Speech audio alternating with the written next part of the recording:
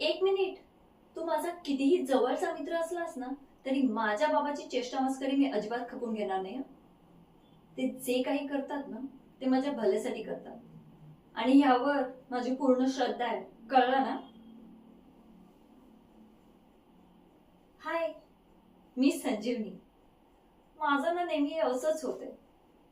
बाबा जे म्हणतात ना, ते मला 100% पटतं.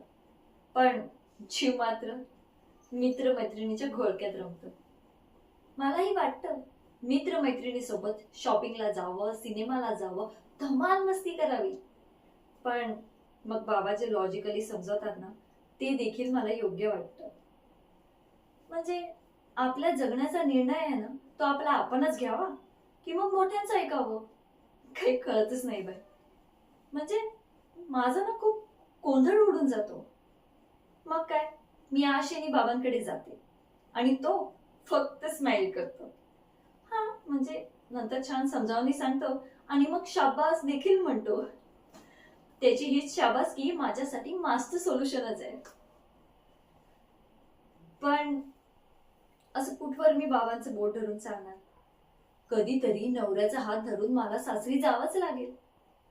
मग तिथली माणसं असतील का सुनेला शाब्बास म्हणणारी, किंवा तू तुझं करिअर कर ग बाई असं म्हणणारी, किंवा काही चुकलंच तर बाबांसारखी सांभाळून घेणारी? असतील तर ठीक आहे, नाही तर माझं ठरलंय, आधी गोडीत घ्यायचं आणि मग नाहीच ऐकलं तर मात्र संघर्ष करायचा. कितीही सोसावं लागलं ना तरीही चालेल, पण बाबांनी जे माझ्यासाठी स्वप्न पाहिले ना, ते मी पूर्ण करणारच.